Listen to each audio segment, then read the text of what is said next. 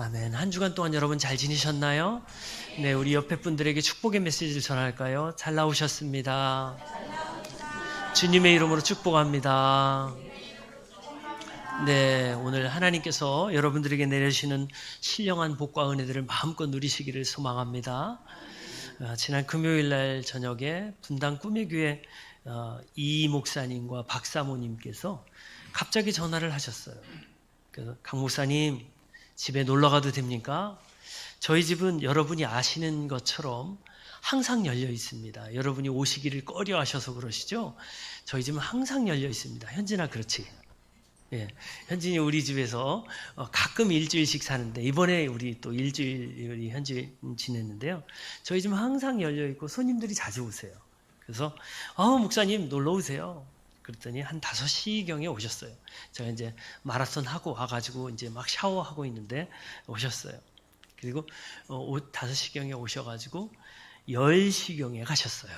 예, 무려 5시간을 저희 집에서 있었는데요.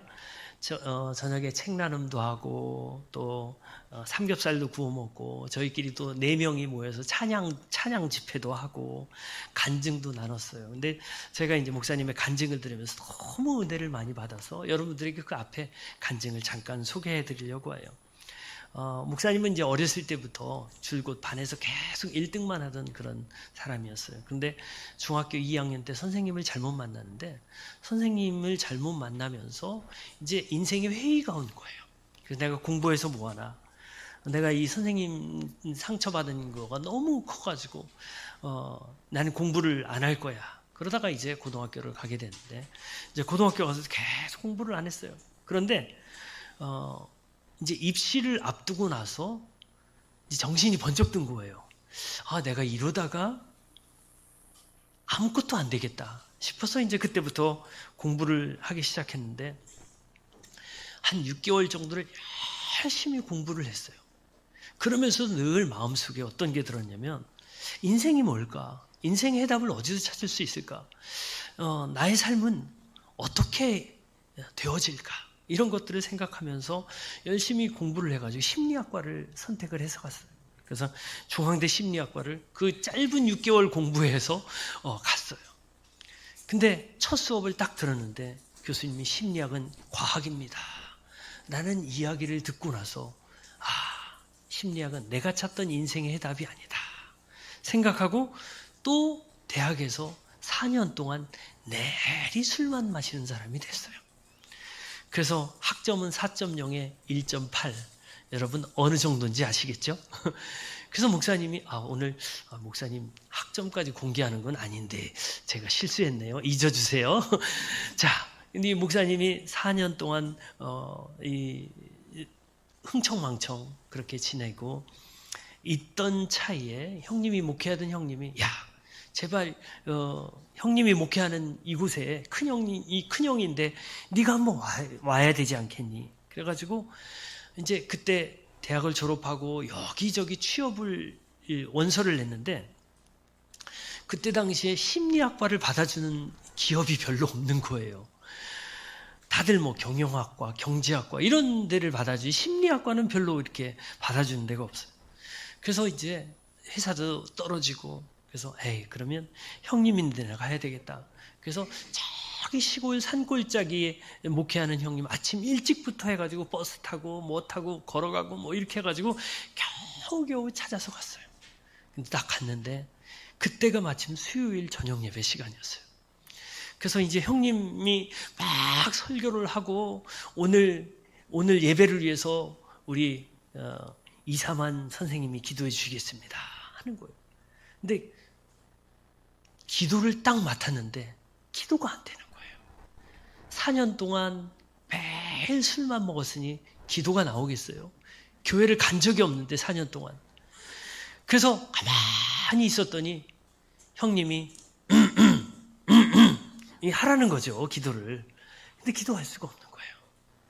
근데 형님이 답답하니까 자기가 대신 기도를 했어요. 그리고 이제 어떻게 수요 예배가 맞춰졌어요. 근데 그 시골의 교회는 마룻바닥이거든요. 근데 마룻바닥에 가만히 앉아 있는데 너무 자기 신세가 너무 한탄스러운 거예요. 내가 4년 동안 뭘 했나?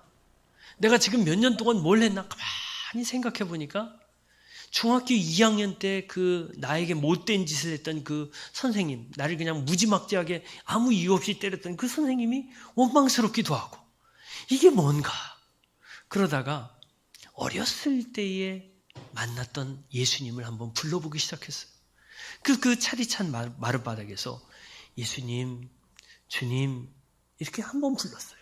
한 번 불렀어요. 여러 번도 아니고. 근데 놀라운 일이 일어난 거예요. 주님 그러는데 갑자기 울컥거리면서 이 속 깊은 곳에서 눈물이 막 터져나기 시작하는 거예요. 눈물이 막 그 마룻바닥에 막 쏟아지면서 자기가 어렸을 때부터 지었던 죄들, 어머니 주머니에서 10원, 50원 훔쳐가지고 과자 사 먹었던 이런 죄들까지 필름처럼 쫙 지나가는 거예요. 그래서 거기에서 갑자기 회개를 하게 된 거예요.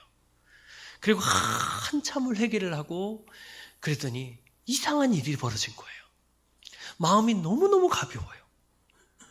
그래서 이제 교회 문을 나서서 형님이 계신 사택을 들어가야 되는데 사택을 들어가고 싶지 않은 거예요. 길을 걷고 싶은 거예요.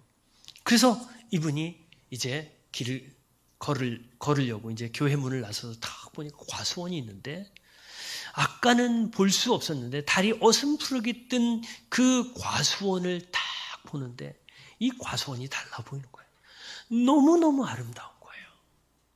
와, 과수원 이파리가 이렇게 아름다웠어? 바로 그 저녁에 이 목사님은 예수님을 만난 거예요. 그리고 형님과 거기서 6개월 동안을 있게 됩니다. 형님의 신앙 지도를 받으면서 성령 충만한 사람이 돼요.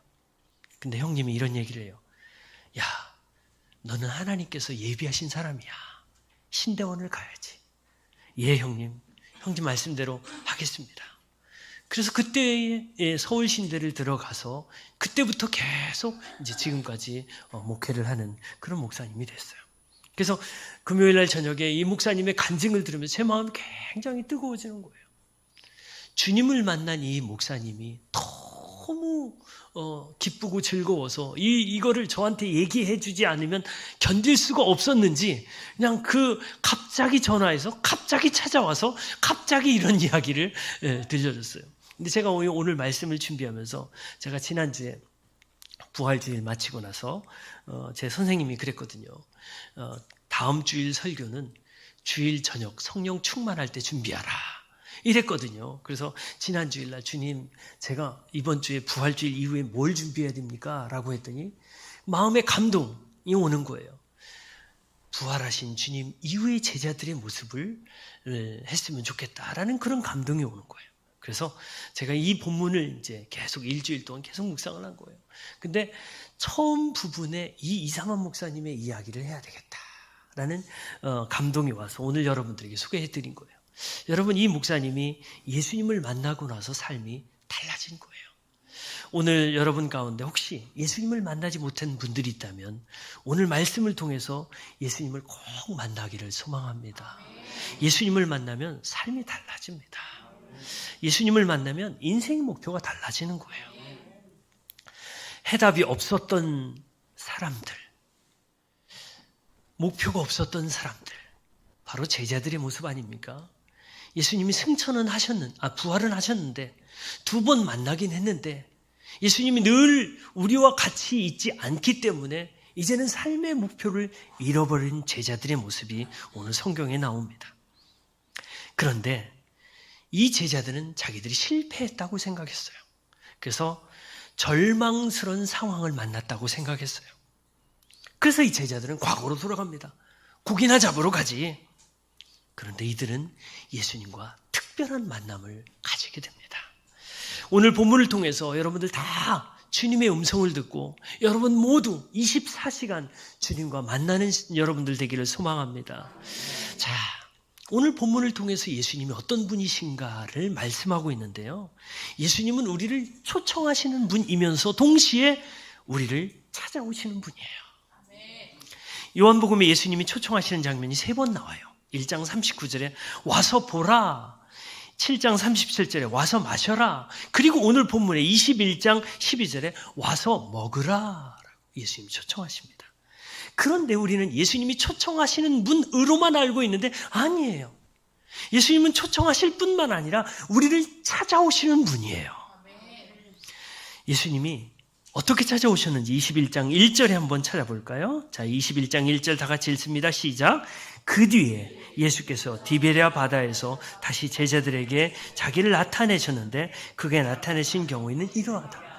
디베랴 바닷가에 예수님이 찾아오신 거예요. 예수님이 제자들에게 2번이나 나타났지만, 한 번은 도마가 없을 때, 한 번은 도마가 있을 때 2번이나 나타났지만 제자들은 항상 같이 있지 않는 그 예수님을 못 보기 때문에 이 제자들은 다시 디베랴 바닷가에 가서, 갈릴리 바닷가에 가서 고기를 잡으러 간 거예요. 그런데 예수님이 그 갈릴리 바닷가로 다시 찾아오신 거예요. 예수님은 왜 제자들을 찾아오셨을까요?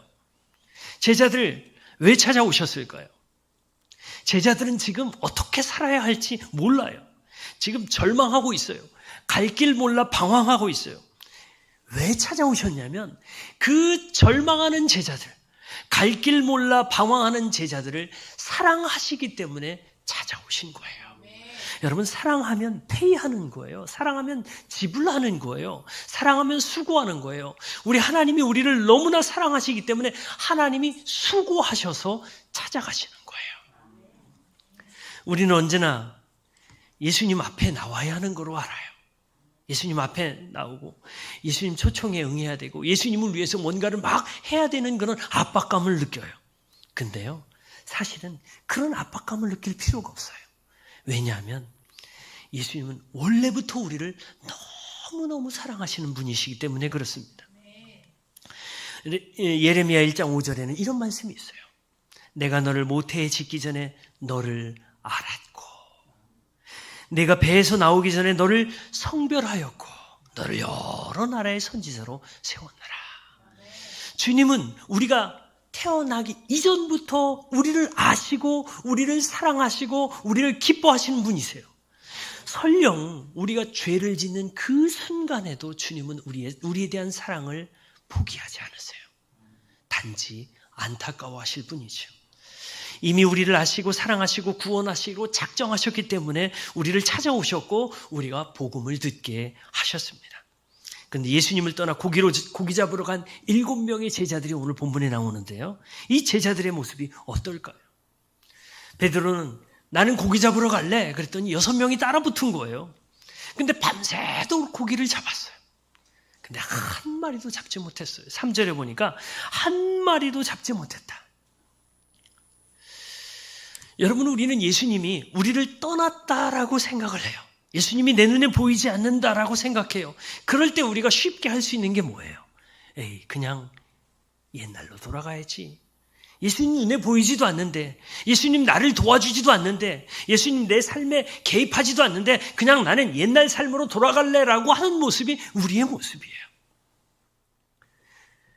그럴 때 사실은요, 텅 빈 그물밖에 건질 게 없어요. 예수님을 떠나서 우리의 삶이 행복해질까요? 기쁠까요?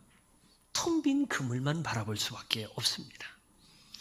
그 텅 빈 그물만 바라보아야 하는 그 제자들을 예수님이 찾아오신 거예요. 혹시 여러분 가운데 혼자라고 생각하고 일이 왜 안 풀리지? 하나님 안 도와주시는 것 같아. 하나님 없는 것 같아. 그런데 사실은요, 주님이 여러분들을 이미 찾아가셨다는 거예요. 우리가 할 일은 이미 우리에게 찾아오신 주님을 밀어내지 않는 거예요. 주님은 교회를 통해서 여러분을 찾아가실 수도 있습니다. 여러분 말씀을 통해서 찾아가실 수도 있고 이웃을 통해서, 친구를 통해서 여러분들을 찾아가실 수가 있어요. 어떤 때는 여러분들이 주님의 천사가 되어서 주님을 만나고 싶은 사람들을 찾아갈 수도 있어요. 우리가 해야 될 일은 찾아오신 주님을 만나는 거예요. 찾아오신 주님을 밀어내지 않는 거예요. 그런데 주님은 고기 잡는 이 7명의 제자들을 사랑하시기 때문에 찾아오셨는데요. 또 다른 이유가 있습니다. 사랑하셔서 찾아오셨을 뿐만 아니라 이 제자들, 절망 중에 있는 제자들을 회복시키기 위해서 찾아오셨습니다. 동틀무렵 한 사람이 이렇게 이야기합니다. 저 해변가에서, 여러분 무얼 좀 잡았소? 아니요, 못 잡았습니다. 그러면 그물을 오른편에 던져보시오.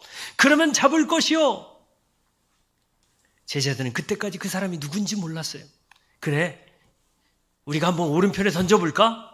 오른편에 던졌어요. 그런데 놀라운 일이 일어나요. 고기가 가득 잡힌 거예요. 그물을 끌어올릴 수 없을 정도로 잡힌 거예요. 여러분, 고기를 가득 잡았을 때 제자들의 표정은 어땠을까요? 역시 고기 잡으러 오길 잘했어. 역시 우리가 했던 잘하는 일들을 하는 것이 정말 이 일을 선택하기를 잘했어 라고 순간적으로 생각했을 수 있습니다. 근데 갑자기 요한이 예수님을 발견합니다. 예수님 맞죠? 거기 계시면 예수님 맞죠? 라고 큰 소리로 외쳐봅니다. 그때 예수님이 끄덕끄덕하는 표정이 보입니다. 그런데요, 7명의 제자들 중에 두 부류로 나누는데 그 중에 한 사람이 옷을 걸쳐 입고 풍덩 바다에 뛰어들어서 예수님이 있는 곳으로 막 갑니다. 그 사람이 누구일까요? 베드로예요. 그런데 베드로가 막 예수님을 향해서 막 가는 그 순간에 나머지 제자들은 어땠을까요? 우리 8절 한번 읽어볼까요? 8절 시작. 그러나 나머지 제자들은 작은 배를 탄 채로 고기가 든 그물을 끌면서 해안. 아멘. 여기까지. 그러나로 시작되는 다른 6명의 제자들은 작은 배를 탄 채로 고기가 든 그물을 끌면서. 다른 제자들은요, 예수님인 걸 알기는 알지만 이 배를 포기하고 싶지 않아요. 우리가 방금 전에 가득 잡은 이 고기를 포기하고 싶지 않아요. 그래서 그물을 끌면서 해안으로 서서히 나옵니다. 이들은 부활하신 주님을 2번 만났어요. 이번이 3번째 만남이에요. 제자가 될 때는 배와 그물을 버려두고, 심지어는 부모까지 버려두고 예수님을 쫓았던 사람들이에요. 그런데 이번 3번째 만남에서는 그물도 배도 포기할 수 없었습니다. 그냥 조금씩 예수님에게 다가갈 뿐이었어요. 그런데 여기 놀라운 사실을 발견하게 돼요. 어떤 사실이냐? 우리 9절 10절 다 같이 한번 읽어보겠습니다. 시작. 그들이 땅에 올라와서 보니 숯불을 피워놓았는데 그 위에 생선이 놓여있고 빵도 있었다. 예수께서 제자들에게 말씀하셨다.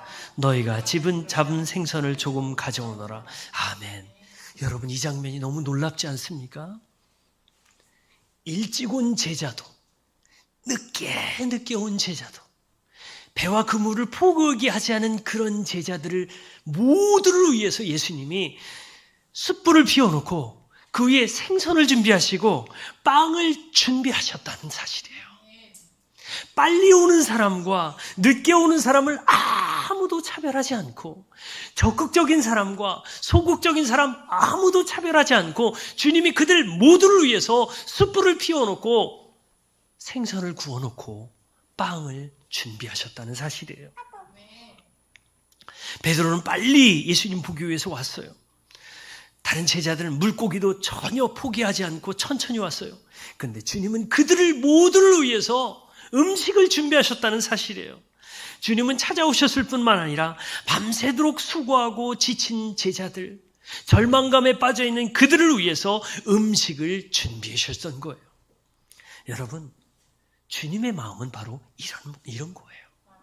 저도 어제 저녁에 우리 성도님들을 생각하면서 요리를 합니다. 여러분 잘 아시는 것처럼 제가 오리 두루치기 전문가가 아닙니까? 네. 오늘 오리 두루치기가 제 작품인 거 아시죠? 네. 2주에 한 번씩 제가 여러분들을 위해서 음식을 할 때마다 얼마나 감사한지 몰라요. 그게 바로 예수님의 마음에 아주 조금 정도를 읽은 거예요. 여러분, 지금은 처음엔 제가 음식을 할 때 우리 30명분을 어떻게 하지? 그러면서 막 굉장히 막 이 유 선생님, 유튜브 선생님 보면서 막 몇 개의 영상을 보면서 그랬는데 요새는 유튜브 선생님이 필요 없어요. 그냥 제 감으로 해요. 어제도 그 오리 4팩 촥촥 해가지고 오리 4팩을 탁 한 번에 큰 통에 투하하고, 그 다음에 김치 한 포기 반 투하, 그 다음에 들기름 투하, 마늘 투하, 그리고 끓이기만 하면 돼요. 너무 레시피가 간단하죠? 근데 이 음식을 만들 때 너무너무 행복한 거예요. 우리 성도님들을 위해서, 우리 성도님들이 드실 걸 생각하면 너무너무 행복한 거예요. 그리고 그걸 준비를 할 때, 그렇게 막 이렇게 할 때 너무 기쁜 거예요. 혹시 그 마음이 예수님의 바로 이 마음이 아닐까 생각해 봅니다. 여러분, 우리 이 예수님은요, 그들에게 내가 너희들 그렇게 가르쳤어? 너희들 왜 여기에 있어? 너희들 그것밖에 안 되는 사람이었어? 실망이야, 실망. 다시는 너희들 찾아오지 않겠어. 이런 말씀을 하나도 하지 않으세요. 아무것도 묻지 않으세요. 아무 핀잔도 주지 않으세요. 그저 아무 말 없이 13절에 우리 다 같이 한번 읽어볼까요? 시작. 예수님이 어떤 일을 하셨는지. 시작. 예수께서 가까이 오셔서 빵을 집어서 그들에게 주시고 이와 같이 생선도 주셨다. 아멘. 빵을 주시고 생선을 주시고 어서 먹어. 힘들었지. 피곤했지. 밤새도록 고기 잡느라고 얼마나 힘들었어. 어서 먹어. 빵과 물고기를 주신 거예요. 여러분, 빵과 물고기 하면 뭐가 생각나나요? 오병이어가 생각나지 않습니까? 물고기 2마리와 빵 5개로 5,000명을 먹이신 그 일들이 생각나잖아요. 제자들은 빵과 물고기를 집어들면서 오병이어에서 놀라운 일을 행하신 예수님을 다시 기억하게 된 거예요. 예수님은 빵과 물고기를 구워주면서 오병이어를 생각나게 하시고, 전능하신 하나님이 우리를 위해서 이 귀한 음식으로 사랑으로 섬겨주셨다는 것을 예수님이 그 사랑의 마음을 전달해 주신 거예요. 실패한 제자들, 패잔병 같은 제자들이었지만 주님은 그들의 잘못을 지적하는 것이 아니라 그들을 회복시키기 위해서 빵과 생선을 준비했던 거예요. 여러분, 교회도 마찬가지예요. 이곳이 바로 주님의 교회예요. 이 해안가가 주님의 교회예요. 주님은 막 손가락질하고 왜 그것밖에 안 되는 거야 라고 안 해주셨는데, 왜 우리는 다른 사람들 손가락질을 하고 비판하고 비난하는데 왜 익숙한가요? 예수님이 우리의 주님이시라고 고백하면서 우리는 예수님 닮는 사람들이에요, 예수님의 제자들이에요 라고 하면서 우리는 왜 그렇게 다른 사람들을 손가락질하는데 익숙한가요? 여러분, 몸은 피곤하고 배도 고프고 마음마저 허전한데 주님이 건네주시는 그 생선과 떡을 통해서 그들은 어땠을까요? 회복되었습니다. 여러분, 이들이 회복되었습니다.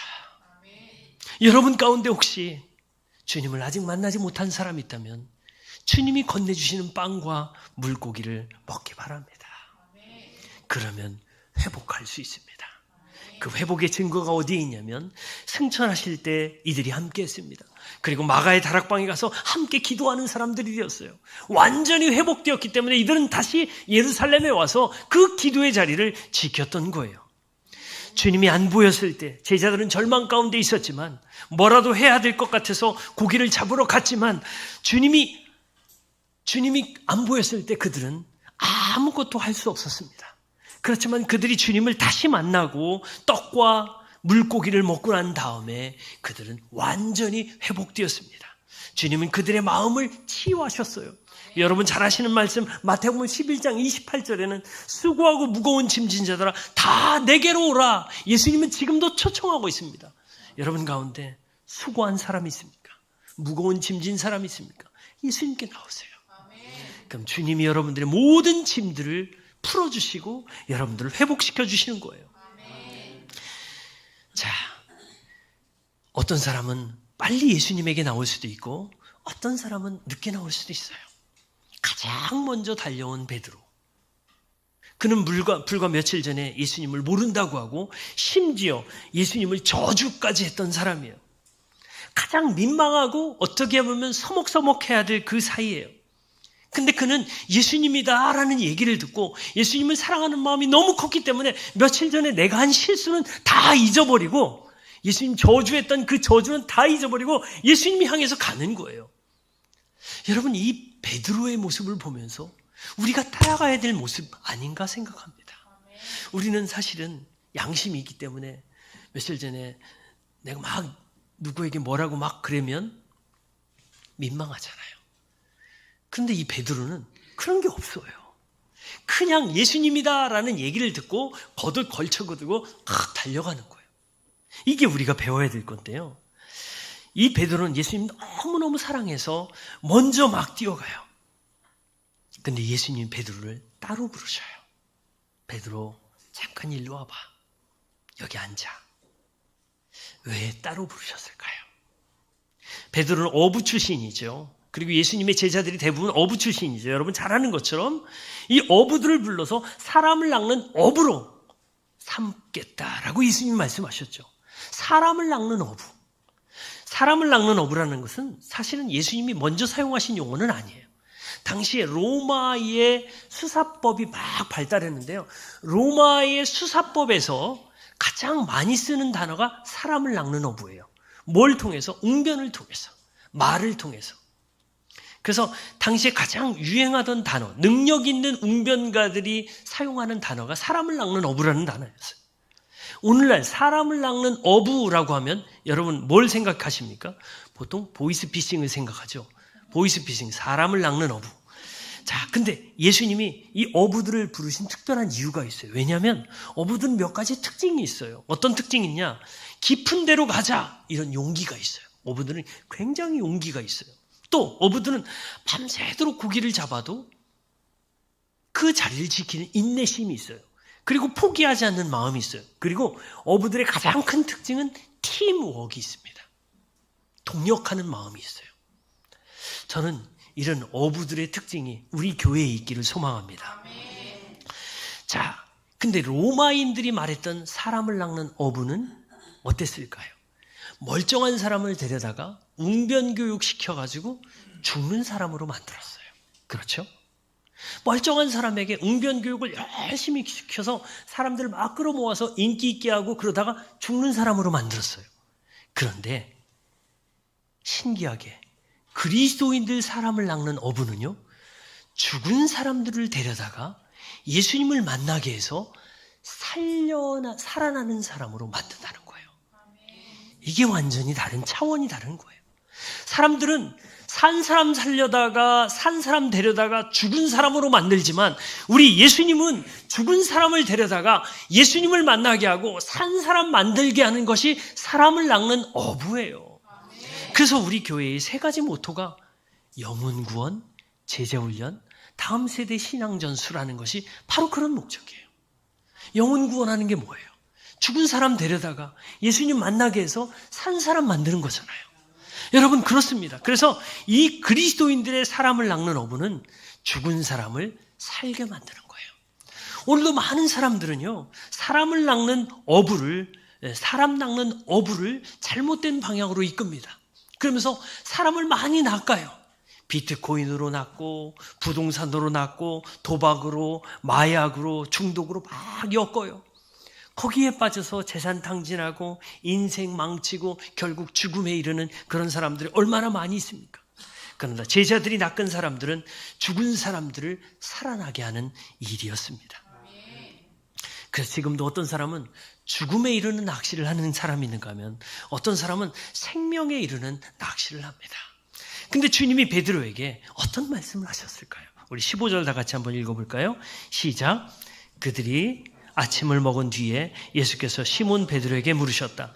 요한의 아들 시몬아, 네가 이 사람들보다 나를 더 사랑하느냐? 베드로가 대답하였다. 주님, 그렇습니다. 내가 주님을 사랑하는 줄을 주님께서 아십니다. 예수께서 그들에게 말씀하셨다. 내 어린 양떼를 먹여라. 오늘 본문에 대해서 여러 주석가들은 해석을 여러 가지 내놓습니다. 베드로가 예수님을 3번 부인했기 때문에 3번 물어본 거야 라고 주석을 한 분도 있는가 하면, 또 어떤 분들은 예수님은 아가페로 물어봤는데 베드로는 필로에로 대답을 했어 라고 하면서 단어를 가지고 섞어가지고 어떤 의미를 부여합니다. 그런데요, 오늘 본문에서 예수님은 베드로에게 내가 이 사람들보다 나를 더 사랑하느냐라고 물으신 그 의미는, 이 사람들이 계속 가지고 왔던 배, 이 사람들이 포기하지 않았던 그 물고기를 사랑하는 것보다 나를 더 사랑하느냐라고 예수님이 물으시는 거예요. 세상에서 가질 수 있는 거, 세상에서 누릴 수 있는 거, 세상에서 붙잡을 수 있는 거, 요거 붙잡은 채로 나에게 올까 말까 하는 그 마음이냐, 아니면 전적으로 나에게 오겠느냐, 이런 마음이에요. 주님은 이렇게 말씀하십니다. 내 양떼를 먹여라. 베드로는 예 주님, 저는 주님 사랑합니다 라고 대답했을 뿐인데 예수님께서 내 양떼를 먹여라 라고 얘기하셔요. 주님은 베드로의 이전의 어떤 스펙이나 이전의 어떤 실수나 이전의 어떤 과거를 전혀 묻지 않으시고, 너 나 사랑해? 예, 주님 사랑합니다. 이 한마디로 모든 것이 해결된 거예요. 이 한마디로 예수님은 내 양떼를 먹여라 라고 하는 거예요. 여러분, 교회에서도 마찬가지예요. 다른 게 필요가 없어요. 목자의 역할, 또 리더의 역할, 팀장의 역할, 우리 여러 작은 교회지만 여러 팀들이 있잖아요. 여러 목장이 있잖아요. 근데 우리 목장에서 필요한 건 뭐냐? 능력이 아니에요.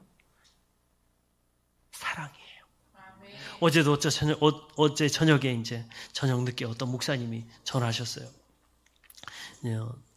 제 스승님이죠. 전주 기쁨 넘치는 교회 김영교 목사님 전화하셔서 한참 저에게 또 이제 가르침을 주신 거예요. 제가 어제 가르침을 들으면서도 이제 하나님의 음성을 어휴, 목사님 오랜만이십니다.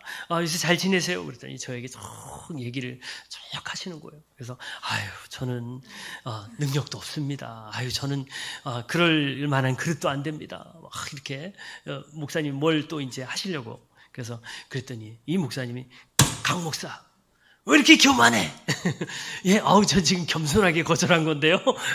그랬더니 하나님이 하시는데, 강 목사는 도구지 하나님이 하시는 일이야. 그래서 그러네요. 죄송합니다. 이렇게 얘기했어요. 여러분, 우리 자신이 스스로 생각할 때는 능력이 없다고 생각해요. 내가 어떤 일들을 할 수 없다고 생각해요. 근데 하나님이 하시면 모든 것이 가능한 줄 믿습니다.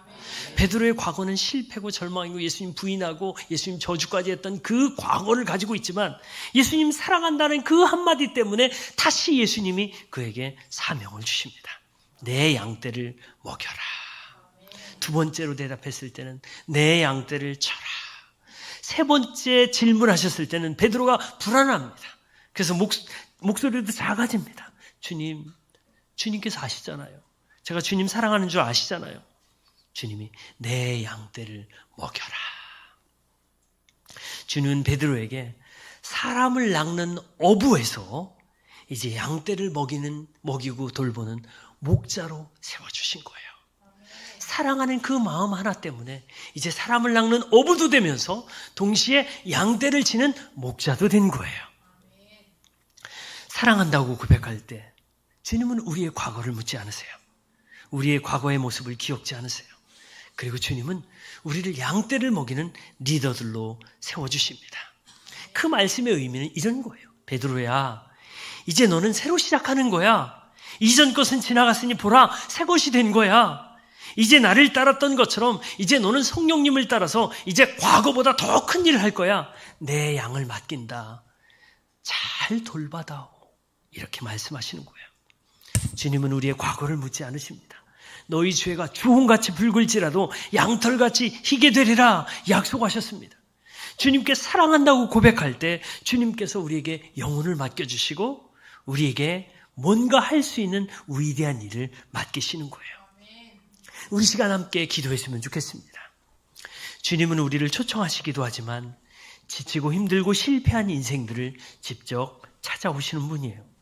우리가 힘들고 지칠 때 우리의 모든 형편을 아시고 친히 우리를 위로하시기 위해서 떡과 물고기를 준비해 주시는 분이에요. 주님은 너 왜 그 모양이야? 왜 그것밖에 안 돼? 라고 꾸짖지 않으세요. 오히려 우리의 마음을 보듬으면서 힘들었지, 어서 이거 먹어라고 위로해 주시는 분이에요. 여러분 가운데 혹시 실패와 절망에 빠져서 다시 세상으로 돌아가고 싶은 유혹이 있는 그런 분들이 있습니까? 주님을 만나길 바랍니다. 여러분 이 시간 주여 한번 불러보세요. 마음속으로 불러주셔도 괜찮고 입술로 작게 불러도 괜찮아요. 주님, 주님 저를 찾아오셨지요? 찾아오신 주님, 저를 회복시키기 위해서, 저를 사랑하시기 위해서 오셨잖아요. 이제 주님, 제가 이 자리에서 꼭 주님 만나고 돌아갈래요. 그때 주님은 이렇게 이야기하십니다. 너는 실패에 빠질 인생이 아니야. 넌 앞으로 네가 알지 못하는 크고 비밀한 일들 할 사람이야. 이제 일어나야지 라고 우리에게 새 힘을 주시고 용기를 주시는 분이에요. 오늘도 여러분의 삶에 찾아오시고 회복시키고 용기 주시는 그 주님을 경험하길 바랍니다. 이 시간 주님, 제가 이 나를 찾아오신 주님 만나고 싶어요 라고 합심해서 우리 기도하겠습니다. 하나님 아버지, 저를 찾아와 주셔서 너무너무 감사합니다. 저를 사랑해